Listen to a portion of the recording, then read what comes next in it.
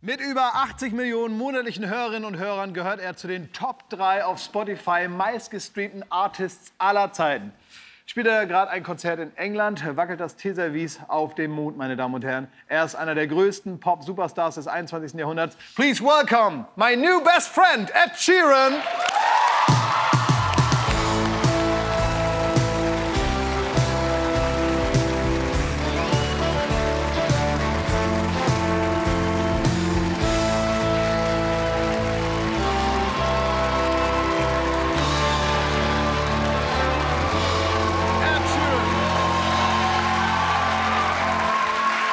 So nice to have you on the show again. It's really nice to be back here. Hello. It's your applause. They do it for free. I'm kind of having a PTSD from those headphones last time. Hello.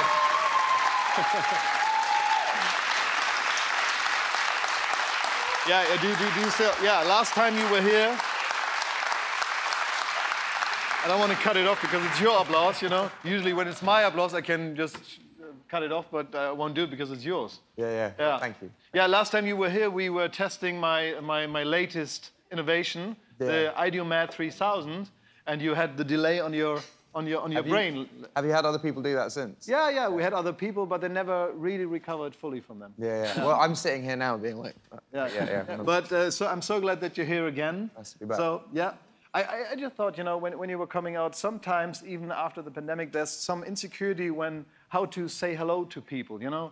One gives the fist bump, another one does this, there's hugging, there's a big comeback of hugging now. Well, How do you do that? I've just had COVID like loads of times, so I'm kind of like it just because I travel so much and I see so many people. So I do what I would usually do, which is a hug. Yeah. Yes. But I found out, what do you do? That's my personal question, because I'm interested how you reject something. When someone offers you a handshake like this, like he would do this, like a real, like a boomer handshake. I think I would just do it, and then, it depends. If you're like, if I've met like 200 people in the space of an hour, I'll then go and wash my hands. But if it's just like one, but if you do this, you know, it's always like a boomer dad thing to do. Do you want to go? Like this one? Yeah. You're letting me win. Go on. I'm a lefty. Use yours. Oh, you? I'm a lefty, okay, but okay. Come on. Great. Are you actually a lefty? Ich will nicht verlieren! Is this a nightmare? I don't want to lose! Is this reality? I don't want to lose! I can't win, but I can't lose either. We are completely even, come on! Okay, maybe this is a solution from the situation. That's my left, though. You are strong, man! Where do you play guitar with the right one, huh? I'm right-handed. Are you actually a lefty? I'm a lefty, yeah. Cool. Most creative. I feel like we're even. Yeah, we are evenly strong. Glad we are. But you know, maybe that's the thing, because we're not very different. We're just the same because we are best friends. We are best friends. We are best friends, and you know, we don't have much time to really live out a friendship. Yeah. But once we have time, it's always a fun time, isn't it? Yesterday was fun. Yeah. Yesterday we met, and I showed you some really secret spaces, secret places. He drove around in a car that said Ed Sheeran is my friend with a megaphone screaming. And the police came up, and I thought that they thought it was a joke, but they didn't. If you sum it together, it's kind of... It sounds awkward. It sounds awkward, but it wasn't. It was fun. Yeah, we were singing Ronan Keating, "Life is a roller coaster." Yeah. So what's the next step? What are we going to do next? Maybe we're going on vacation together or something? Friendship bracelets, maybe? Friendship bracelets, and maybe a little rice corn. Yeah, something just like this with our names on it. I'll have your name, you have my name. Yeah. I don't know what else we could. Yeah, maybe vacation. What kind of a vacation guy are you? Are you going to resorts? Or are you live the life of a retired person? Or you want to have something excitement? Mate, I'll be honest, and this sounds weird, but my holidays are being at home.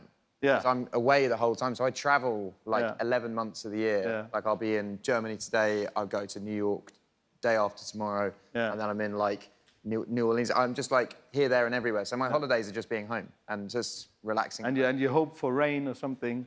Yeah, I mean, it depends. Like, summer in England is actually quite nice. It's probably the same as summer in... warm rain. Germany, yeah. But I enjoy the English seaside. Like, It's like there's not really much sand or heat. It's so funny because people like you that really get to see a lot, they have a lot of experiences, they really live the life of a retired person once they have the chance to do that. You know, they eat cake at 3, they get tired at 8.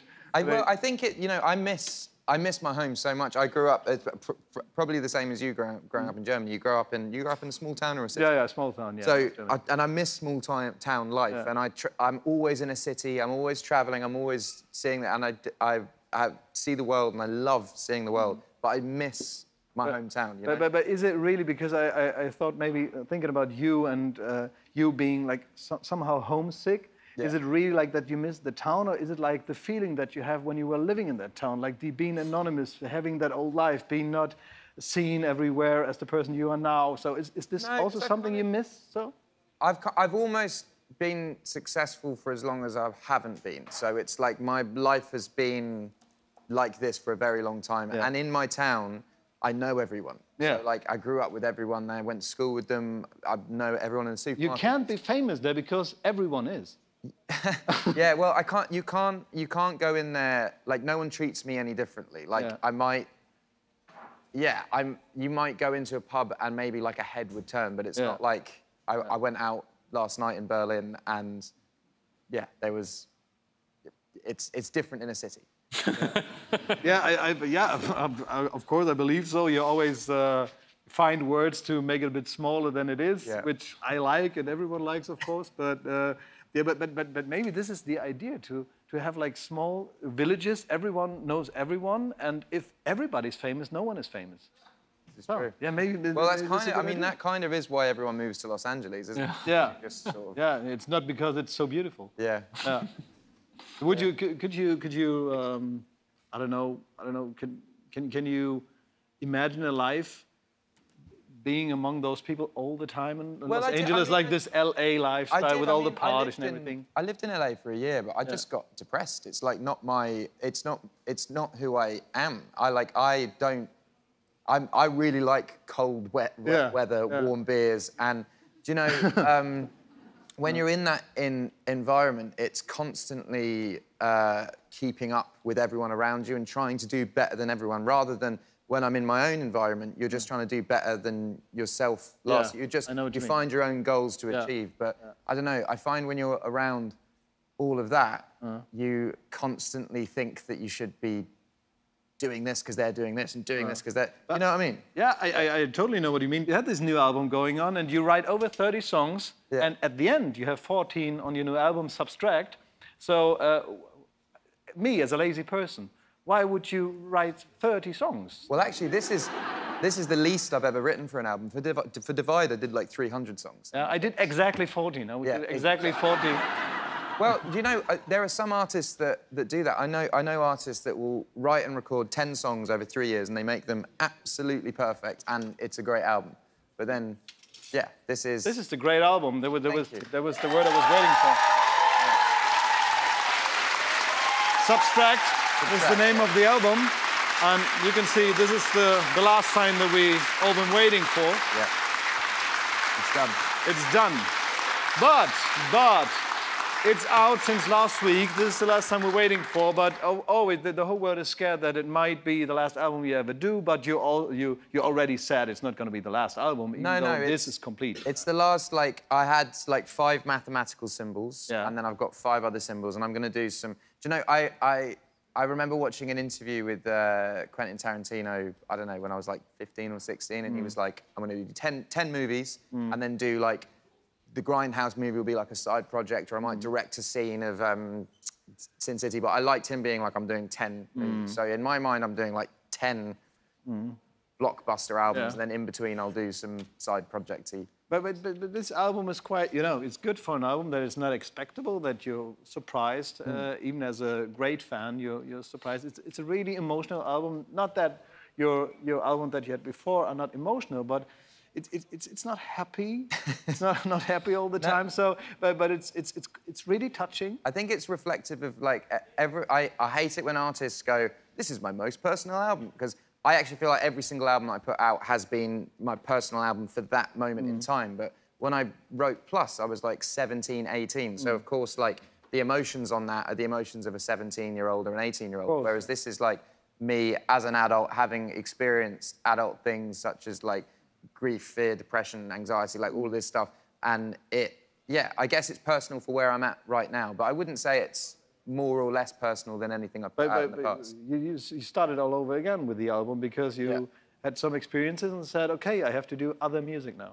Yeah, I made an album that was meant to be called Subtract, and I basically had written it over 10 years, and then last year I had my best friend died, and then a week later my wife got told she had cancer, and then a week later I was in a court case. And then the first day of the court case, another friend died. And throughout that time, I was just writing music because that's what I do whenever I feel low. I just write songs.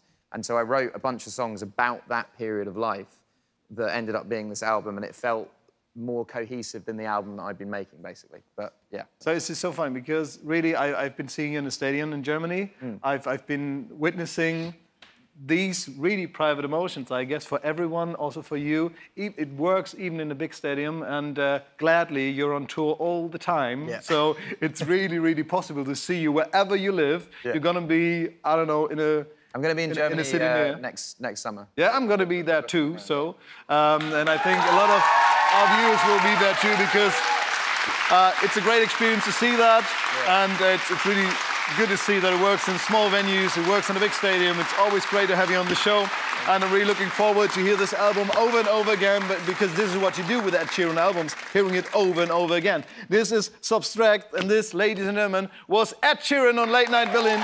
Thank you very much. Thank you. Have a great day. Have a great and safe trip to New York. Ladies and gentlemen, yes, yeah, all right. Ed Sheeran. Thanks very much, Ed Sheeran.